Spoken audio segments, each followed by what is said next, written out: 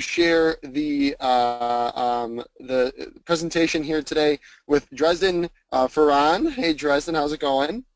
Hi, how are you? I am fantastic. It was funny, we were preparing for this presentation for everybody last week, and I felt like you and I were talking for 45 minutes, and I realized, like, wow, I wish we just would have recorded this conversation because the information you got to share today is really going to be awesome. So, Dresden, why don't we just start with give us a little bit of background on yourself and your current position. Awesome. So I've been in association nonprofit management for about 13 years. I sort of stumbled upon this degree. I got a master's in public administration and thought I was heading straight for local government. But right out of college, I got my first nonprofit job, and I've been in love with nonprofit association management ever since. I'm incredibly passionate about this profession, and I recently got my CAE December 2015. I also now serve on the CAE Commission, and I'm heavily involved with ASAE and the Virginia Leadership Committee as well. Awesome. And my name is Kyle Bazzi. I'm the Director of Growth here at Build Highway. I actually met Dresden at at one of her breakout sessions she did at ASE Annual in Salt Lake City.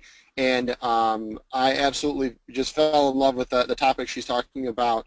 And that's why we're here today. So if you're not familiar with Build Highway, we've been working to put together what we're calling a knowledge bank and a continual series just for components. So if you are a chapter-based association, whether you're a federated model, whether you have districts and divisions and states, and you feel like your setup is very unique and there's not a lot out there just for you, that's who we're trying to help. And so when I met Dresden, I asked her, I said, hey, would you mind doing a version of this with us? And really let's start breaking down some of the useful tips and tricks that we can share with other component relations professionals that might be able to help them in their journey in improving their association. And Dresden's response was a very enthusiastic, I would love to help. So that's why we're here today. Components are important, and a lot of people don't know where to start. And what I'm excited about today is Dresden's one of the shining examples out there that has measured the direct impact on their association from their component actual structure. And she's got some really helpful tricks to, or tips and tricks to kind of help you do that. So Dresden, talk to us about the, whenever we get into these conversations, everybody as a component relations professional feels like their structure is unique, and it is. So talk to us about COSA and the what the membership's like and who the audience is. Give us a little background on the organization before we get started today. Great. COSIN is a 25-year-old education technology association. In simple terms, what we do is we help district technology leaders implement technology into the school classroom. So our generic term for our members is CTOs, Chief Technology Officers, so you might hear me refer to that. We have an institutional membership, which means once a district joins or an organization joins, everyone in that institution receives member benefits. We have a component model, which is now up to 26 states. When I started here 3.5 years ago, we were at 12. Our 26 chapters are either run by volunteers who have started their own 501c3 as an affiliate of COSIN, and the other half are existing organizations in the field. We currently had 2 deactivated chapters when I started. Now we're only down to 1. When I first started at COSIN, I was told to grow our chapters and grow membership, and by the way, you have no budget and 1 staff person. So let me, and I'll ask the audience too. So everyone that's in here, and I see a couple of familiar names already, but type into the chat for us too, so we could better get to know you.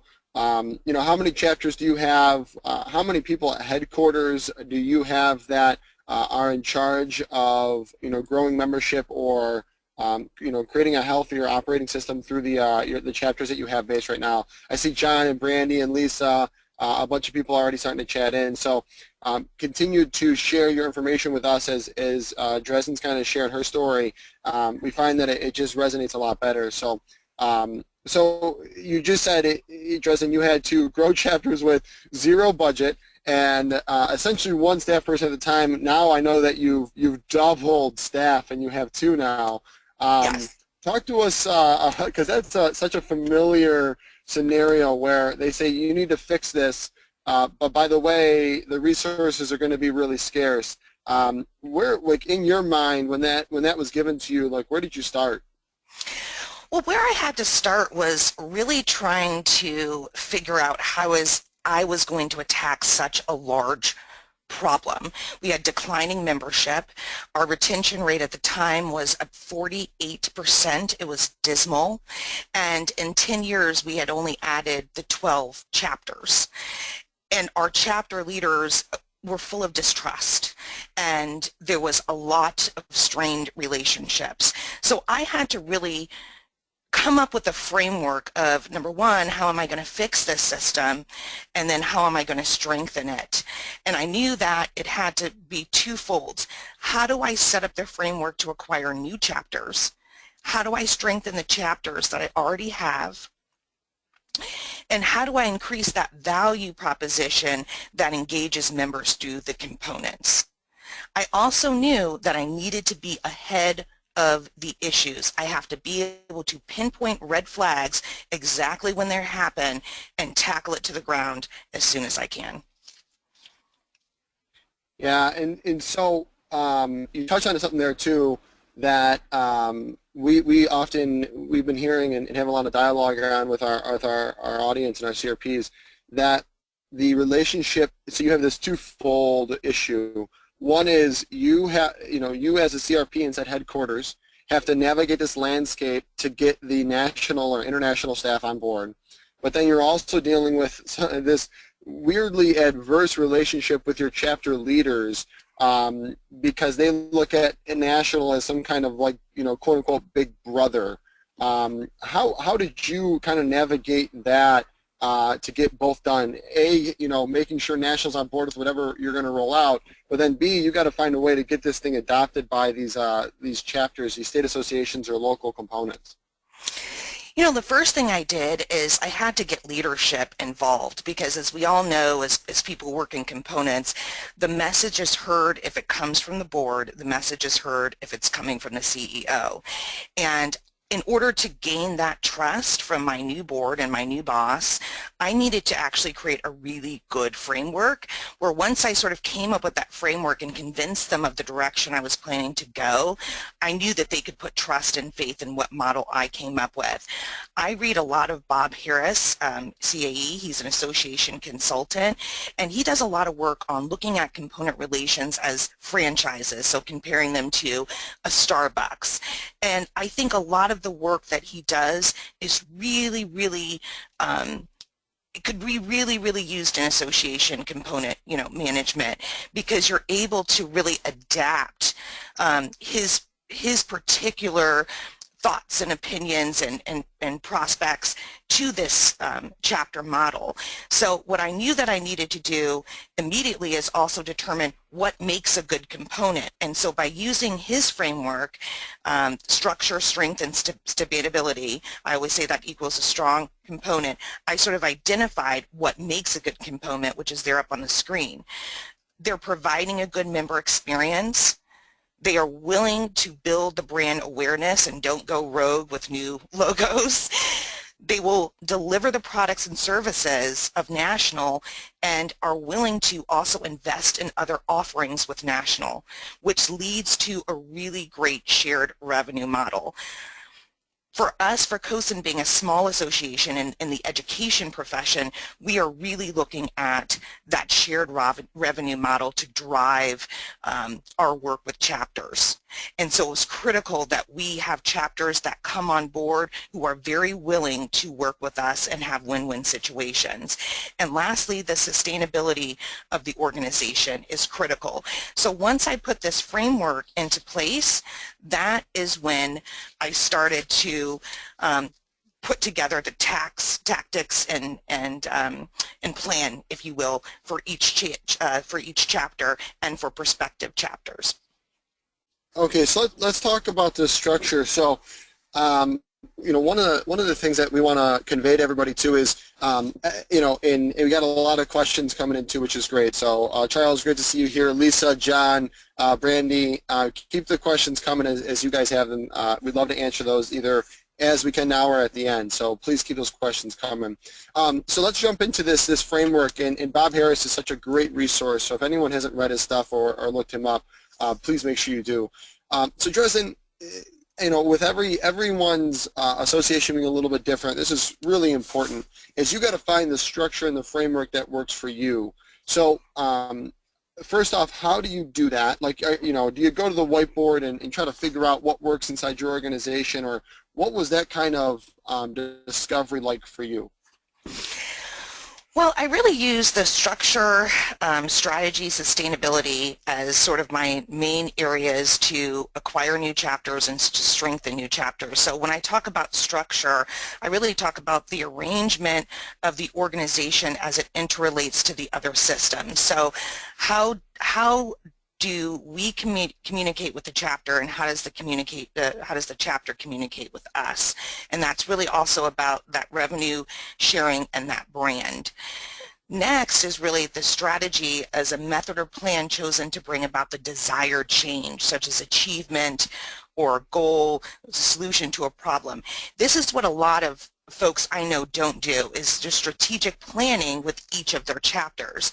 We always want the goals, we always want the bottom lines to be met, but are you making a strategic plan and goals with each of your chapters every year? Strategy to me is also, and the goals also reflect our promises to members, right? We have a promise to our members. Are our components doing that promise?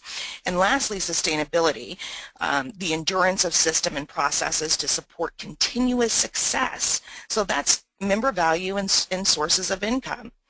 The sustainability, and we'll get into that later about the specific tactics that I used, but that has been the most critical aspect of our journey and our success over the last 3.5 years. All right, so if you haven't written that down, here's what we're going to go over is we're going to talk about the structure, we're going to talk about the strategy, and we're going to talk about the sustainability that Kosin went through. So write down those are the three main topics today, but I want you to take a look at the screen right now. So if everyone can do that for me, take a look at these numbers that Dresden has achieved with this framework that she's sharing today, because I think this is what can be helpful in the conversations at your international or HQ when talking to the rest. Maybe it's your CIO or your executive director or your head of marketing. In Dresden, I want to emphasize these because I feel like when I read these, I was just blown away. 24% retention. And Dresden, talk to us. Someone actually asked a question earlier. How did you get somebody else hired on the team? I'm going to guess it's from these numbers, right? It is absolutely from these numbers, and I actually have an update. We just did our member drop yesterday, and from last year we were at 76%. We are now at 81%. So I can add on those percentages to that number. It keeps getting better and better, and I know that's because of our chapters. That $300,000, that was the sponsorship revenue from our shared revenue model with our chapters. That's how much we grew in 1 year. That's how much money we made from sponsorship in 1 year. And I'm telling you, it's only October, and we've already signed contracts that are with our chapters right now for different things. It's already close to this 300,000, and we don't even know what this number is going to look like by the end of our membership year in June. So I want to touch on that in just a second, because I got when we shared some of these numbers when we were talking in our last webinar about this one. Let me ask you this. I'm going to get to that in 1 second. So, you said your retention was at 70-some%. Obviously, it doesn't matter how fast you're growing membership.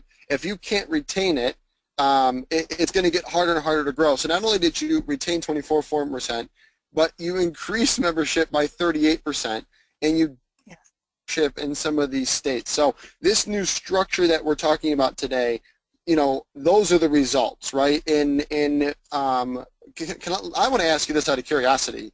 Was there like surprise at at headquarters? Were they kind of like surprised at these numbers when you came back with them? Absolutely. I mean, this has been growth over 3.5 years since I started COSIN. That 300,000 number is new because that just happened this year, but it has been an increase, increase, increase. And like I said, we just increased our retention now to 81%. It was 76% last year at the same time. Our membership keeps increasing, and we already have 2 chapters that are going to be voted in on the spring, Iowa and Vermont. So it's only going up. I think what really had to happen, again, going back to that framework, is making sure that everything I did had a methodology behind it, and making sure that my board and my CEO knew that I had a strategy. As they started to see these numbers increase and started to see the ROI on what I was doing, I was given more and more freedom and more money to do what I needed to get done. And Yeah. so, yeah. Yeah, oh gosh, you just touched on so many things. So one is you got to start small, and then you can start, as you find success, continue to build on top of that success. Going back to that $300,000 number, Dresden, Lisa just asked too, and I was going to bring this up. A lot of the questions we'll get is around the national and the chapters competing for sponsorship money. So you increase sponsorship money by 300K. How did you do that with the chapters so you weren't competing and it was more of a collaboration and everybody won? That's an excellent question. As we know, there's always going to be chapters who are not going to want to participate. I think there's 2 things that really worked in our favor. Is number one, we had so many new chapters, right? So we added, see, 26, so we added 13 chapters, or what is it, in the last 3.5 years. So those older chapters, the 12 that we started with, there was already issues there, right? And some we had a great relationship with, some we had a very contentious relationship with. So a lot of our new revenue is really coming in from the new chapters that we just brought on using my framework. And it just goes to show you that having a framework is really critical to how you choose and strengthen and acquire chapters. And so essentially what it's done is our new models with these new chapters has really created a major buzz around our association, and now some of our older chapters who may have lost value and trust before are now seeing what our new chapters are doing and how they're strengthening at fast rates, and they're like, maybe I should give COSIN another chance. So there's a lot at play there. Yeah. Does that answer the question? Yeah, it does, and I just want to unpack that just a little bit more. So we often, and maybe people, if you want to raise your hand in the chat or whatever, if your organizations have tried something in the past and it's failed, and now there's this contention around anything HQ tries to roll out, right? What Dresden just shared is so important. Is when you can find success small but good success, you build on that success, and then the chapters that I'm sure you can name names right now that are your troublemakers, they end up coming around. And Dresden, I think that experience is so important because we see a lot of component or chapter directors or leaders in their organizations become paralyzed at the fact that we've tried something before and we already know Texas and California are going to be a big pains in our rear, I'm saying it nicely, to try to get this thing rolled out. But what you're saying is once you found success and you could share those case studies around the organization, other chapters that might have been a bit more reluctant to work with you, now we're really starting to open up a bit more. Absolutely. They're starting to come on board, and in fact 2 of the contracts I was talking about earlier are coming from that older set of chapters who are now, wouldn't do an event or anything with us for the past couple of years, are now doing events with us using our shared revenue model. So it's been very impactful to acquire state chapters in a way that is done very thoroughly. And if you do that and you create acquire that new chapter with using a framework, these are the type of results you're going to get. We knew everything about the prospective chapter before we would allow them to come into the fold, and I'll be talking about some of those tactics we did. And Lisa, let me know if that answered your shared sponsorship model question. And the people that are asking, will these slides be shared? We will absolutely send you a recording of the webinar and the slides being shared as well. So let's get moving here on and learn more about this structure. So Dresden, if you can see the screen, let's talk about, you've brought up acquiring new chapters, strengthening chapters, and adding value and increasing engagement. So walk us through your thinking as we get started here on the focus of this new strategy. So the strategy for acquiring acquiring chapters, again, going back to the structure, strength, and sustainability, is first and foremost, when I started at COSIN, and I told you about how some of the systems were very broken, I had a focus group with pretty much probably 65% of our membership, and also state chapter leaders that we had, volunteer organizations, key volunteers board, and I sort of did like my own sort of thematical analysis around what was happening with our membership and what was happening with our chapters. At that point, what I decided to do was create a 50-state plan, determine our geographic power. Our chapters are broadly dispersed at this point, but for a while there, before I came on, they were mostly all on the East Coast or Midwest, and we had one lone West Coast chapter.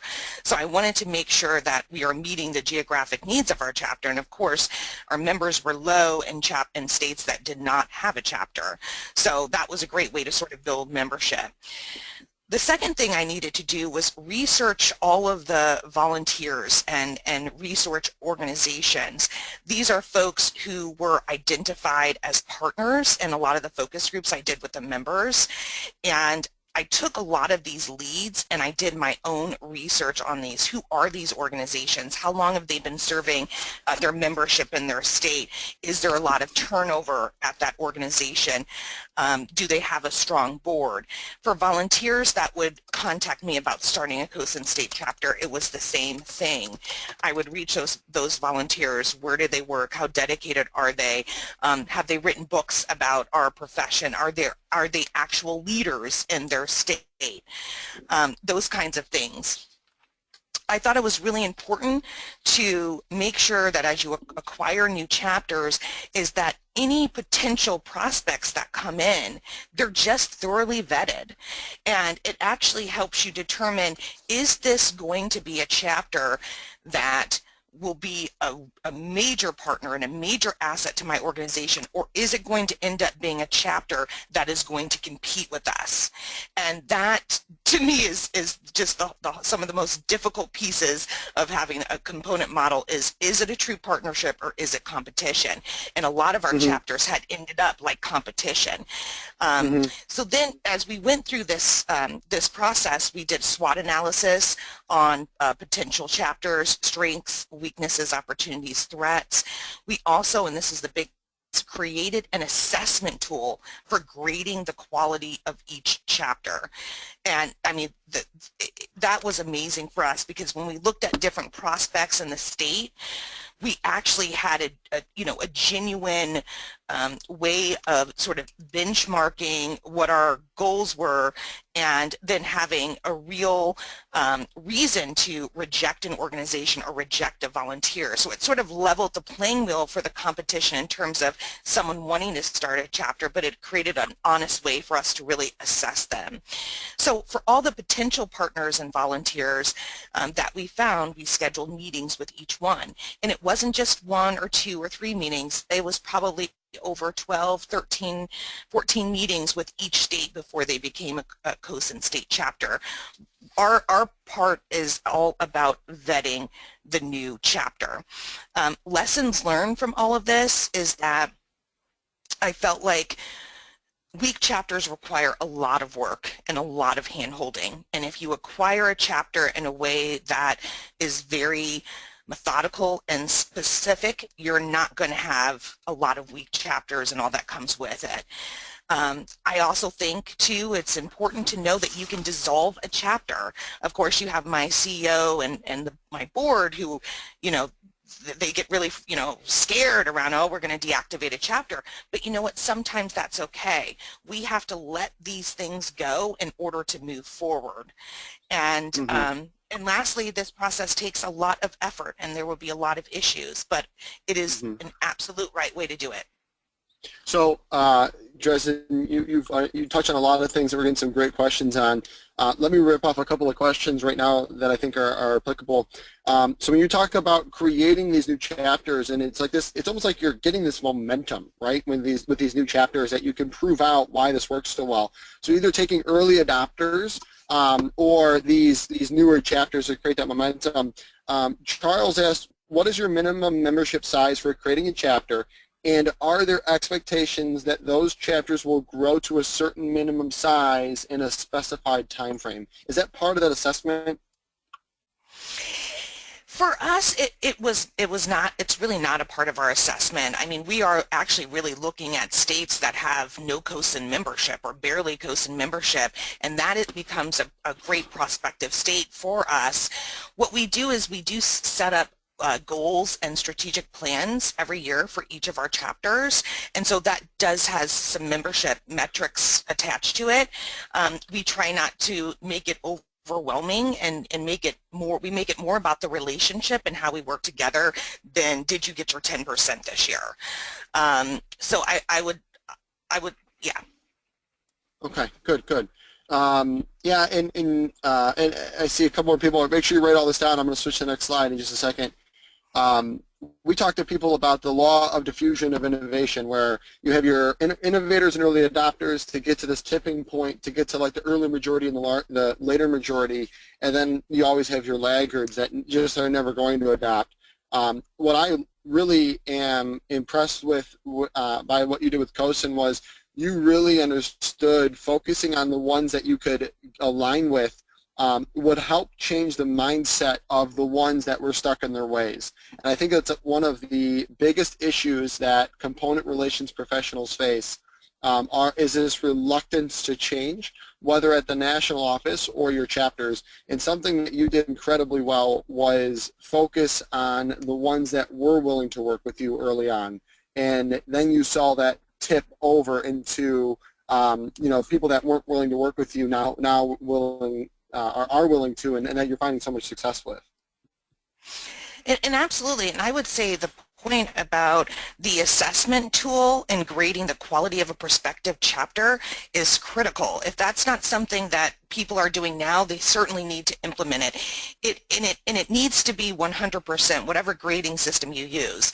If it was up to my board or CEO, who they want to grade chapters everywhere, now they want to go into Canada, we would just take on anyone, right? But if you're not 100% on my scale, we're not going to engage you.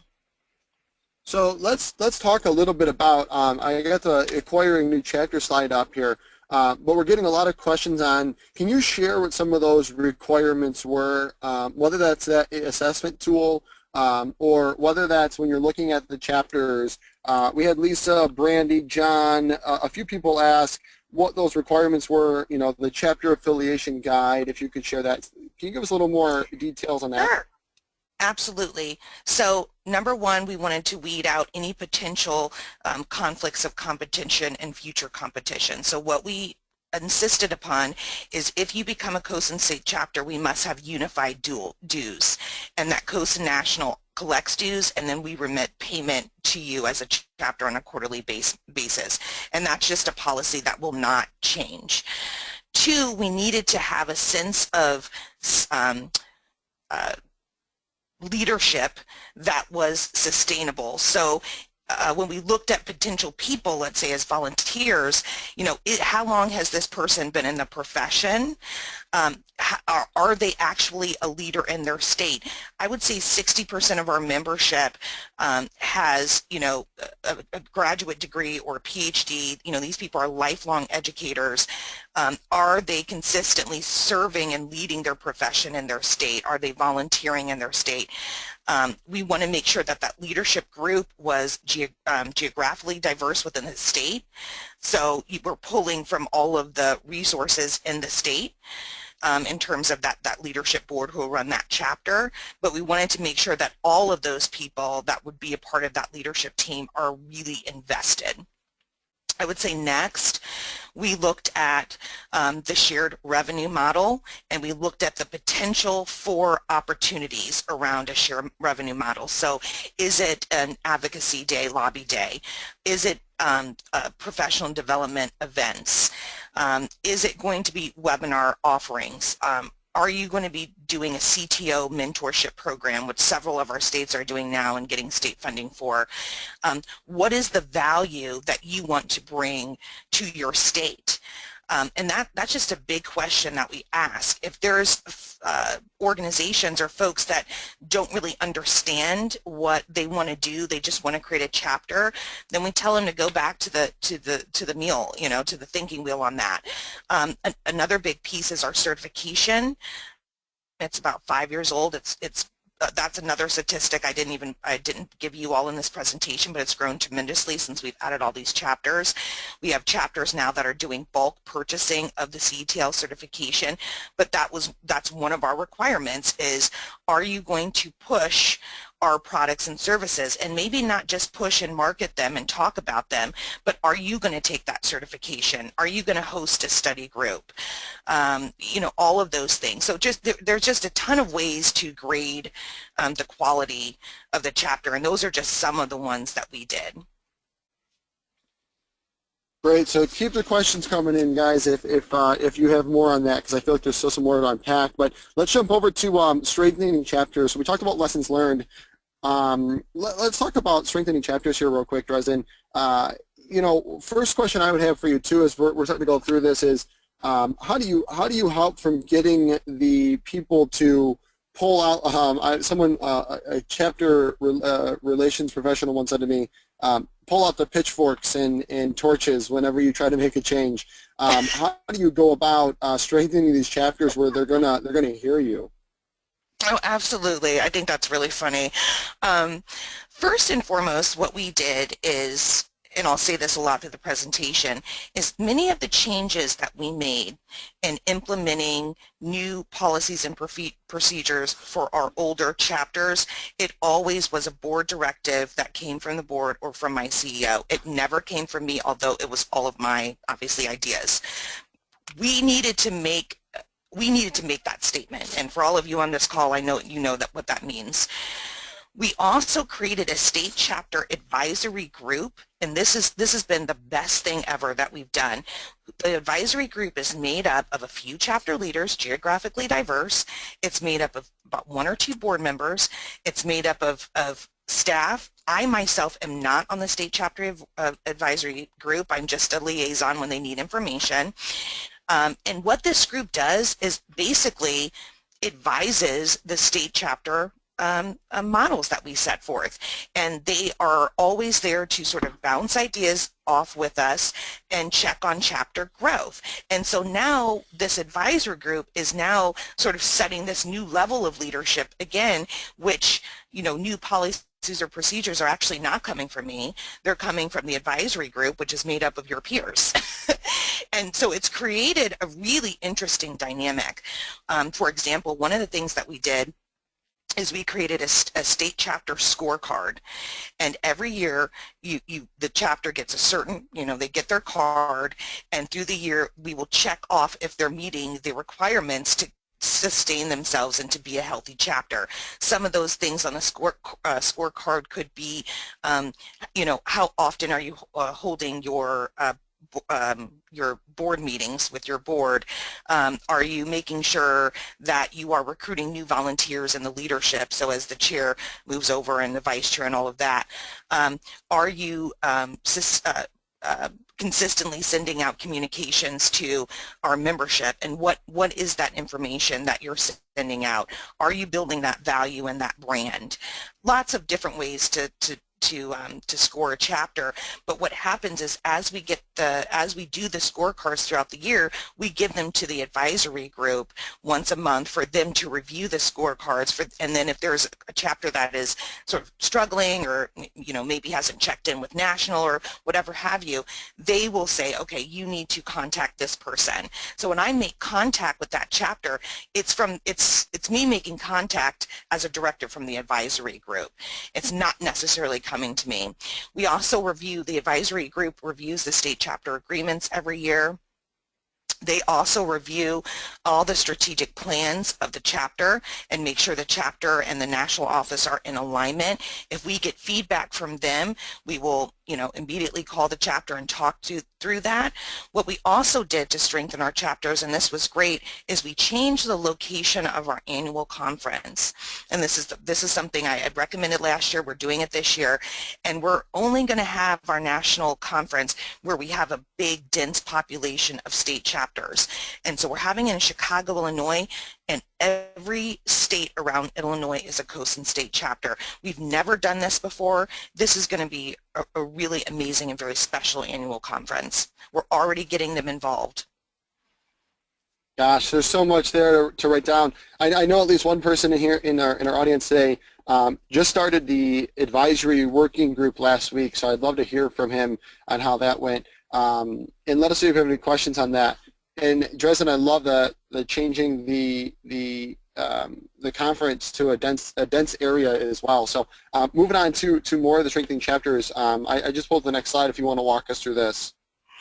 Great. So the sustainability portion of this with strengthening your chapters, what I realized is that our CTOs, our Chief Technology Officers, I mean, these people are not association nonprofit professionals. They don't know about event planning or board development or how to recruit volunteers. Now, they do know how to mentor. Maybe they know how to advocate on the state level. What we needed to really do is put money behind their professional development in a very real way. We were having a very boring state chapter meeting at the annual conference, blah, blah, blah. In the first year, which I came on when the planning had already been done, and I was just blown away how just lack of meaning and value was in it. So I asked for professional development dollars. And now we do a quarterly training where we bring in a national speaker to speak to our chapters about their professional development as volunteer leaders. And so it is succession planning. It is, getting your 501c3 status and reporting.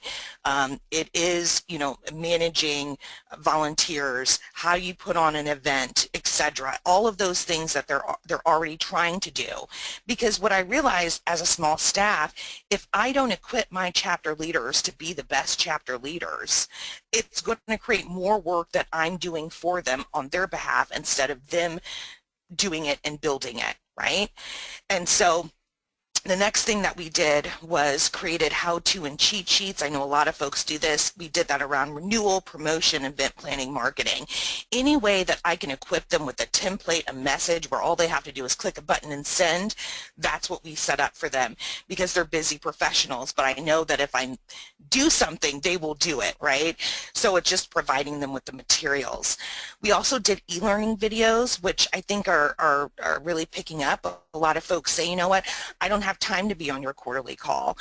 I don't have monies to go to the annual chapter meeting. So we're doing a lot of sort of 5-minute quick e-learning videos about board development or event planning or how to be a great mentor, things like that. And that's actually really picked up nicely. We keep it at about 5 minutes. And one of the things that we do now is allocate money to chapter leaders so they can make sure, especially the new chapters, they can make sure to come to our annual conference each year. Our annual conference is absolutely fantastic in terms of this new sort of chapter meeting that we have. What we now do is we set up a boot camp and that's in the morning, and that's for new chapters. The boot camp teaches you all about why did you come here to create a chapter, and what are your goals going to be from year 1 to year 3? And what actually comes out of the boot camp is the new chapter's first sort of chapter plan and strategic plan. And we're doing it all together in one intimate setting, right? So it's just, and it's face to face. It's so energizing because you have all these chapter leaders who are all there wanting to do the same thing, which is increase resources and professional development for their profession and their state. So you've got that dynamic going on. You've got everyone bringing up ideas, and out of it comes the new plan for the state already done. Again, we invest in those really, really good speakers. We've had a national organization called Cultural Diversity, Inc. We had a woman do a quarterly webinar for us on about diversity around people of color and women in the workplace, which is one of the issues with information education technology these days. So we brought in a to talk to our leaders about how they're managing that. I mean, just some really, really great, fantastic speakers. So we always bring in 1 or 2 high-level speakers at the annual conference. We also take the time to really educate our components on how do you do real membership recruitment, and what does it look like at the state level for a volunteer. And I think this is really, really important.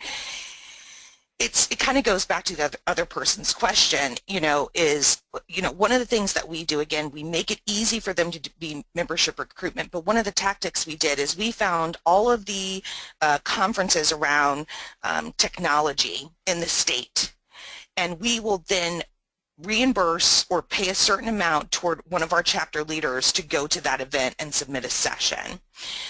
Or just go to the event and network on behalf of COSIN. There's so many little things that you can do around building the value. It doesn't have to be hardcore pitch or a blast, but it's just about networking in your state. We know, for me, the biggest marketing is always word of mouth. And so we want to get our chapters out there meeting people and networking. We want to make that easy for them. What I really learned I would say about the strengthening aspect of all of this is that chapters are big drivers for retention. That we already knew. But by making sure that they hit all the elements throughout the year within their scorecard, they contacted members about this, or they held an event, or whatever those things are going to be for them, that value that they were able to sustain in that year really, I think, led to our big retention numbers. I always say that components need to be seen as an opportunity to leverage, not a structure to change. I'm really a proponent of that. I believe that every time we've talked to our chapter leaders, I always try and do it by Skype so we can see each other, and I always try and consistently have a conversation with all of our chapter leaders at least every other month so that we're continually staying in contact. I think leadership development and technical assistance is critical for chapters, and it's made such a big difference on how we've grown their confidence as volunteer leaders. And I would say that, in terms of getting your chapters to understand how much you need them to invest in themselves, I think has really been more effective coming from the board and not from association staff, or coming from a professional association leader who's coming to talk to them about something. I can't tell you how much I feel like my message isn't really heard, but I've gotten a lot of other people to say it, and now there's buy-in. Gosh, that's so important. All right, we have some really great questions here, Dresden. Let me start with Charles. So everyone make sure to write this stuff down here on this slide, because I'm going to be changing it in just a second to go to lessons learned. Charles' question. So you're talking about all the things you need to do to strengthen chapters, and this is some really, really great stuff. But in the case that, it's just the way it happens, there are chapters that are quote-unquote out of alignment or go rogue. What kind of steps do you take with them to try to get them back to aligned, and if you just can't, what happens? Well, we actually have a chapter like that. Sadly, it's Maryland. They're so close to us. We can't seem to rope them in. Well, we haven't totally deactivated them. I think what we would do if we came to that point that we had to essentially take a chapter down, we would use all the elements that we have created in the acquiring and sustaining of the chapter. So when we look at their chapter scorecard that's reviewed monthly with the advisory group, we would look at them compared to what other chapters are doing. I mean, clearly, if it's failing, then we already have a justification for needing to escalate it and take it to the next level. It requires a 2/3 vote for a chapter to be deactivated. And I think the case would be, this is what your scorecard looked like, this is your strategic goal plan that wasn't completed, these are meetings and calls that were set up that you never showed up to, you know, making the argument for the chapter to be deactivated. As I said before, I think it's okay to dissolve a chapter, and you will actually find the Realtors Association, I was just reading a National Realtors Association, ended up deactivating like 100-something chapters. I mean, their models just became way too intense, and their components had components who had components. It was too much, and it's okay to scale down. I think if you don't do that, then you're missing another opportunity to find a better partner in the state. Wow, that's a really, really good point. And then the other question comes from John. He says, what do you do to encourage networking within the chapters? Is it driven by the chapters or by the members? It's really both. So we have we have states that will do more events than others. So we have a certification. There might be, you know, little happy hours that our certification CETL people do within their state. Our chapters will do a CTO clinic, which could be anywhere from a, you know, a workshop meeting to a 2 to 3 day meeting, and there's always social activities involved by that. At the Coast Annual Conference, the state chapter meeting literally goes from like 8 to 9 at night. We always have a great networking event at the end. In Chicago, we're all going bowling kind of thing. And then we also have, what we're doing now is teaming for transformation. It's a new model that we have for an event where we do these intensive regional trainings and visit schools. And what we've actually done is we've asked our chapter leaders from that region, and we ask them to come. They don't have to register and pay to be there, so we kind of make it a free event for them, and but they do have to pay for their own hotel. And so that's a great way, again, to get chapters involved, and that gives them a professional development opportunity that they don't have to pay for. So we try our best to create those opportunities, but I think a lot of times it happens organically at the state level. Great. And John, Lisa, Claudia, Charles, Brandy, make sure I'm answering your questions, and that suffice for you. So I think we touched on lessons learned here for strengthening chapters. I know we only got about 10 minutes here left in the webinar, so I wanted to jump over to the value proposition and engagement, because these are so important. So walk us through some of that value prop and engagement that you're talking about through this model that you've transformed COSIN with. Absolutely. I mean, and this is part of going back to that scorecard and then developing that strategic plan with your chapter. Every chapter is joining you for a specific reason, right? So what do they want to do? Maybe it's they want to have better state advocacy at the state level. They want to be recognized by, you know, their superintendent's association and by the bigger guys. They want a voice. They want relevancy. Maybe they just want to build capacity of their technology leaders, so they're really looking at certification, and for us to sort of help them roll out CTL certification in the state and actually make our certification a requirement for CTOs working in public schools. That's a new development.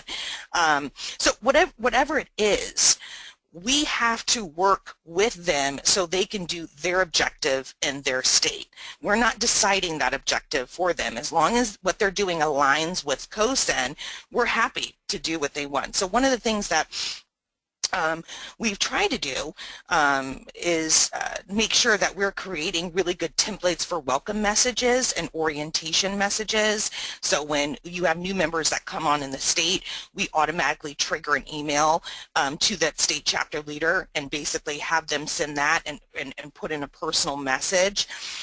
We make sure that we always have a chapter news function in our online newsletter that comes out, and that's actually, we measure the clicks on that. We always have a ton of chapter news and you know, people being recognized in their state or this or that, and so we always put a highlighted chapter news in our national newsletter, and our chapters really like that, and they kind of compete now.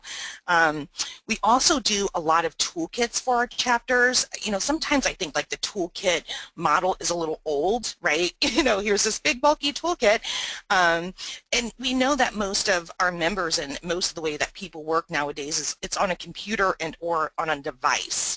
So we've made our toolkits to be really user-friendly. We'll put them up on our online community, which is Higher Logic. We're implementing that now, and we've just started putting up some of these toolkits, and we put them up in a way that people can easily click around on and use it as sort of almost like a platform on a device. We're also thinking about how we can do that in our new learning management system that we're bringing on, but we want our toolkits to be almost like interactive, right?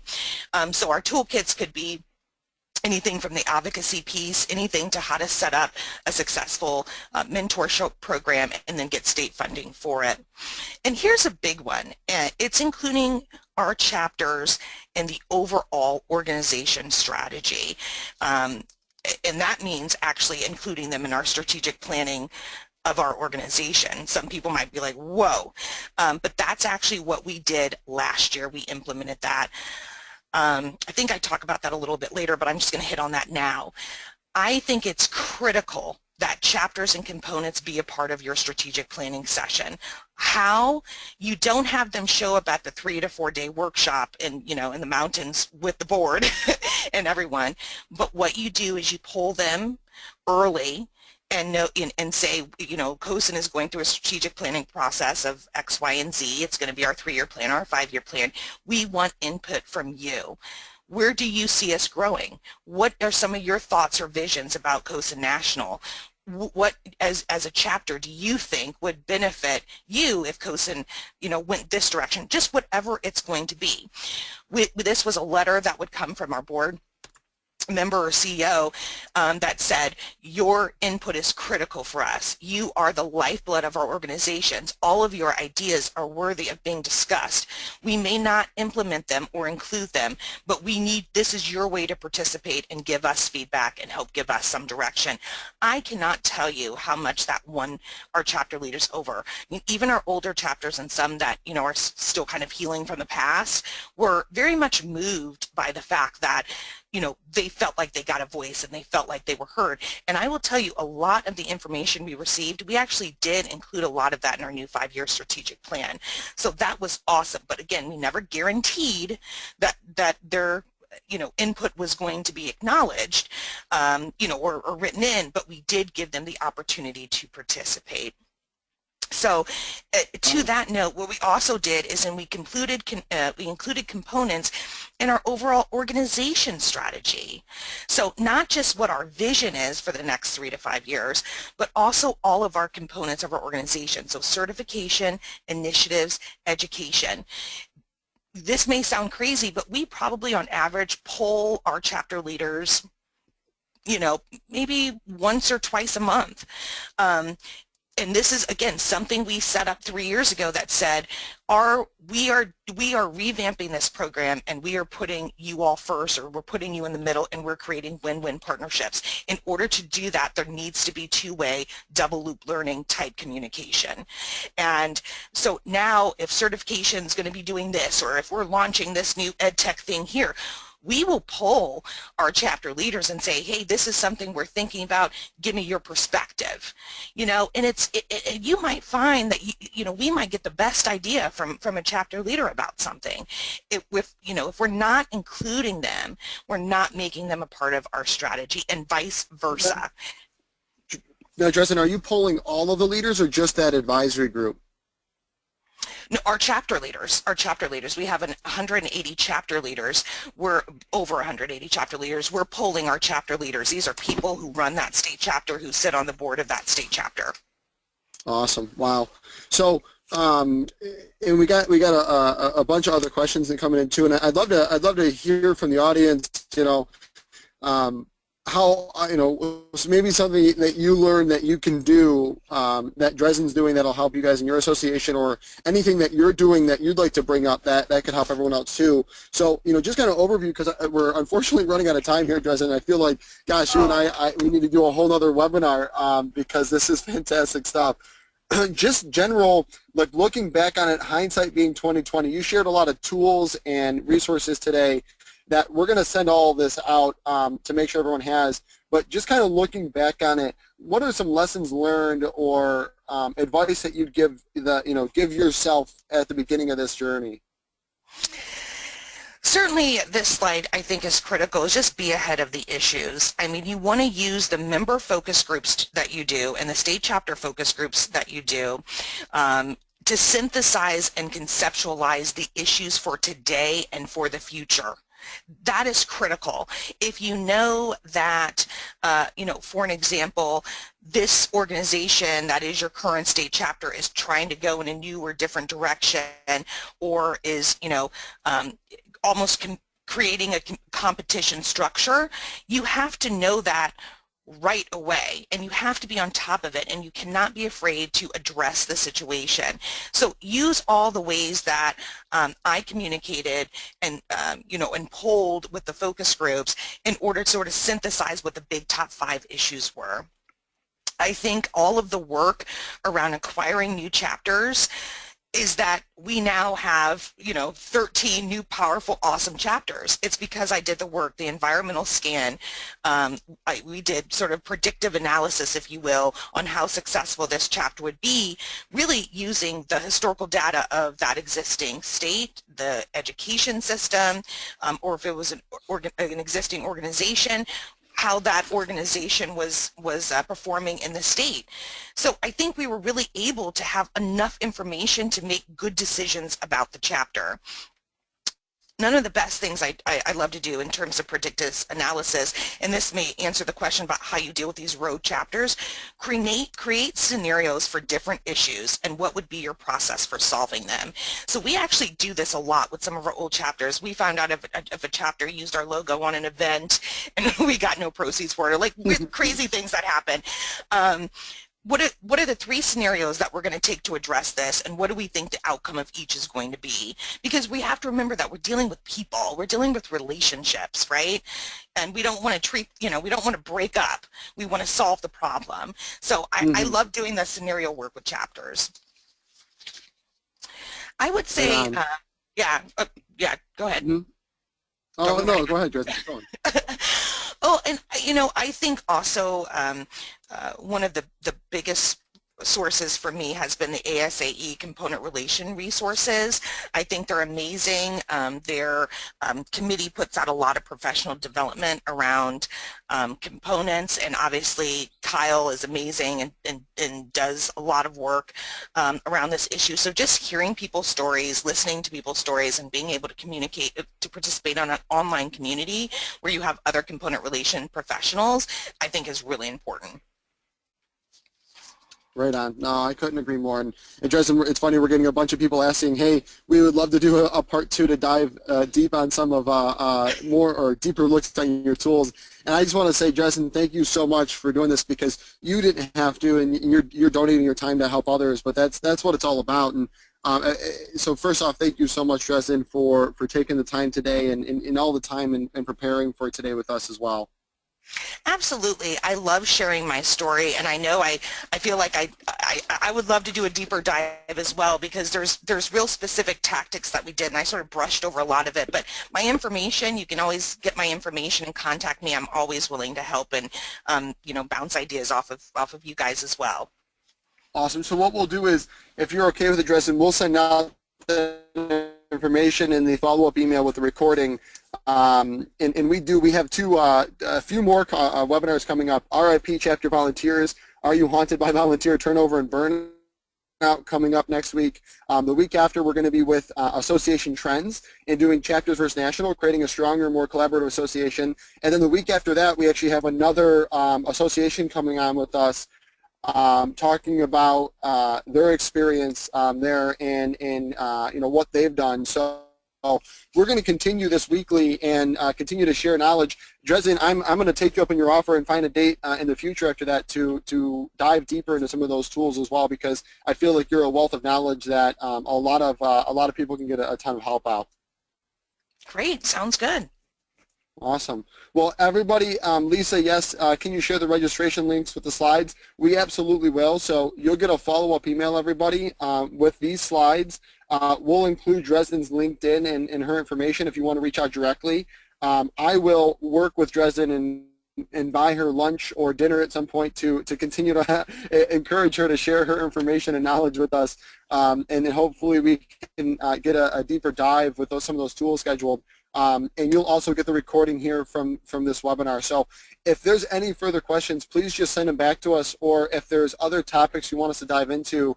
Our whole vision here is to create a place just for people that have chapters within their associations or some kind of component structure to continue to share knowledge, just like Dresden said, to help everybody move forward, because we feel like there needs to be better resources for all of you.